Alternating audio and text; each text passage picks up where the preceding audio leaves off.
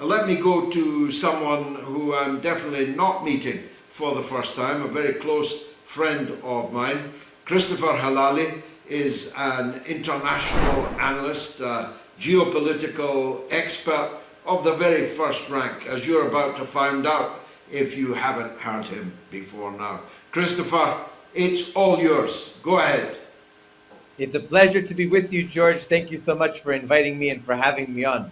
Of course, the one state Palestine solution is the only solution that we have now available to us. And it is the principled solution to this ongoing real horror and tragedy for the past century. And for us, I think that it's important to hold the Zionists to account for their constant propaganda about being the quote unquote only democracy in the Middle East. They always, you know this, it's the common refrain. We are the only democracy in the region. Okay, if you are a democracy, give democracy to everyone, including the people you occupy, including the people that you control, including the people that are under your military observation and structures and terror. And so in that way, we can undo the apartheid from within, just like in South Africa, just like, as you mentioned, in Rhodesia. Of course, there was an armed struggle, which was very important, but the moral call was a critical component. And the moral call didn't only come from Black South Africans or Blacks in Rhodesia, eventually Zimbabwe. It came from also Jews, as you yourself have noted many times, very prominent Jews in South Africa and in Europe and in the US and abroad were campaigning for an end to apartheid. And very prominent Jews today, by the millions, are fighting for a free Palestine because they say, once again, not in our name. And I think it's important to recognize that the land of Palestine is for everyone, for Christians, Muslims, Jews, Druze, for agnostics, for atheists, for whatever you want. It has always been that. It has always been an area where the three major Abrahamic faiths have come to pray in their respective areas, in their respective ways and traditions, but also a place where many could find a home and refuge. Many other minorities, including Kurds, including Alawites, including Druze, including Greeks, many others of all shapes and sizes and identities. And I think that that's so critical at this point that clearly, I think, we can at first say that the Zionist project, as is well established, is a racist project. The UN General Assembly already approved that and recognized that in 1975, as we are familiar with, that Zionism is a form of racism, is a form of racial discrimination. If that is the case, there can be no future for everyone in that land if, of course, it is a land that is ultimately for only one group, that it privileges only one strata of that society. So, of course, the nation state law that was passed just a few years ago violates any principle of democracy, violates the basic human rights and human dignity of all of the people of that land, because it says that this is inherently a Jewish state, and only Jews in this state have the right to self-determination. Well, of course, you cannot have a state like that at this point that is solely ethno-religious and claim at the same time, claim simultaneously that it is somehow a democratic state and a state that is upholding human rights, human values, and human dignity. It simply isn't the case. You can have an ethno-religious state, but that state is ultimately one that is fascistic, one that violates the basic dignity of people who do not constitute the majority or the included group, the group that is recognized by law. And ultimately, it cannot have any claim to any moral or ethical compass because it excludes others from its own fruits of the state and ultimately of the rights that the state provides. So I think that the One State project, which has been pushed by many, and we know many of our friends like Ilan Pappé and many others have been talking about this for many, many years, that ultimately the Zionist project is going to come to a head when it has to confront the reality that it controls the lives and destinies of millions of people under its control and under its regime, its legal regime, its military regime, its political regime. And with that, it ultimately will have to come to a crossroads, whether it will continue to ethnically cleanse and commit this horrific genocide, not only in Gaza, but also in the West Bank and in occupied East Jerusalem, or if we are going to campaign hard enough to say that that state can no longer be an apartheid state, it must be a state for everyone. And that is regardless of their ethnic, religious identity. That's the real crux of what we are speaking about here. One state from the river to the sea for rights for everyone. You know as well as I do that these settlers, which number now over 800,000 in the occupied West Bank, they're not going anywhere at this point. And if they are forced out, it will not be like Gaza 2 decades ago, where settlers were forced out and dragged from their houses. We're going to see armed conflict. Already, Israeli media is speaking about civil war as a possibility within Israeli society, given the factions that exist between religious Jews who don't want to serve in the so-called Israeli Defense Forces, given the fact that there are secular Jews who are having big issues with the religious side. There's a lot of fragmentation. Of course, there's an overwhelming majority that are very much fascistic and very much supportive of the genocidal policies.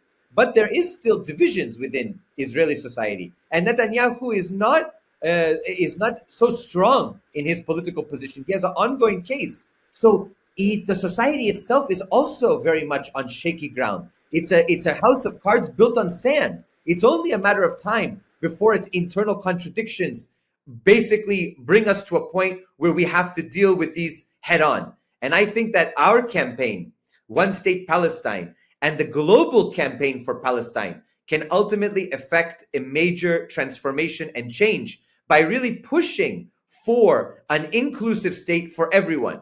Hold them accountable and say, okay, you want to be democratic, give the rights to all of the people that you occupy.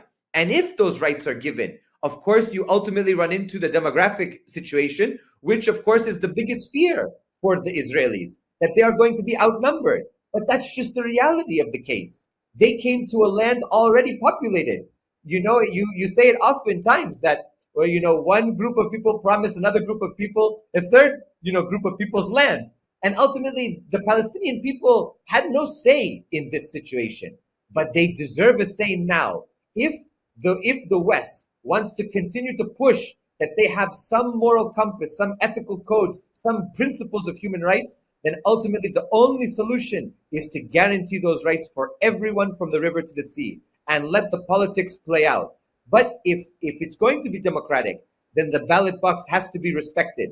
The ballot box was not respected in Gaza, as we well know, and the ballot box has not been respected in many parts of the region and in large part around the world if it doesn't conform to what the West wants.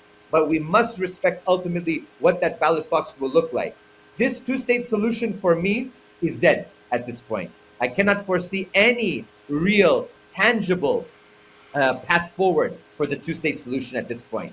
And I think that the recent pronouncements over the past few weeks are clear that there is a rapid push towards annexation, towards settlement advancement, as you rightly pointed out, with the recent statement by Smotrich, and also Ben-Gvir is talking about it. Everyone is speaking about this is the moment for Judea and Samaria. So if that's the case, now we're going to move to the next level of fight, and that's the fight ultimately for the rights of the people within that occupied land to have full political, economic, social rights in that land. Even if they are occupied, they deserve a right at the ballot box, and that ballot box will decide the future of that land. And we know where that land will go if everyone is guaranteed that right in that land, both 48 borders and now all of the occupied territories. The entirety of historic Palestine, if it's given the right, we know that the Zionist project will fail the next day. Amen. And you brilliantly highlighted the contradictions that contain within them the beginning of the end of this Zionist state enterprise. You cannot simultaneously claim that this land, Judea, Samaria, even give it your name, is yours, but the people who live in it and have lived in it for millennia, who have land title to it, have no rights at all. That is the very definition of apartheid.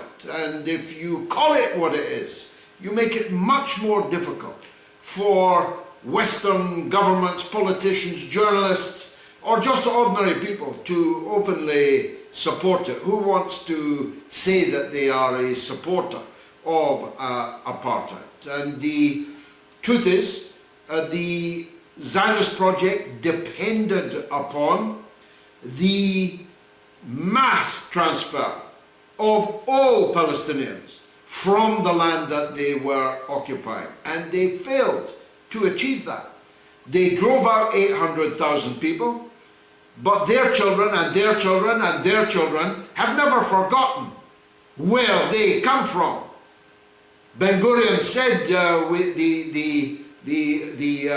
the old will forget, but they never forgot, and they passed on their very clear memories of their own land, their own houses, their own orchards, their own orange trees. They passed them on to their children and their grandchildren, and those grandchildren are as determined to return to their land, to return to their homes, as their grandparents, great-grandparents were. So we give ourselves in this campaign the moral high ground. We are the people who say we want a democracy. You say you're a democracy, we want a democracy. From the river to the sea, where every person living there has the right to vote and choose their system of government and their representatives. Moreover, we are the only people who say that the Palestinians driven into Gaza in their hundreds of thousands from 10 miles away, like Anas al-Sharif, 10 minutes away is his house, his land, but he lived and he died in a refugee camp called Jabalia in Gaza, able to see through the fence his own house, his own land, but never to be allowed to return to it. This cannot be accepted by any normal person. It is called an inalienable right for a reason. It's a right that no one can take away from you. It is your inalienable human legal right to return to the land from which you have been driven, however long it takes, however many generations that it takes. That was Christopher Helali, the great geopolitical strategist and analyst. I told you he was good, and he proved it.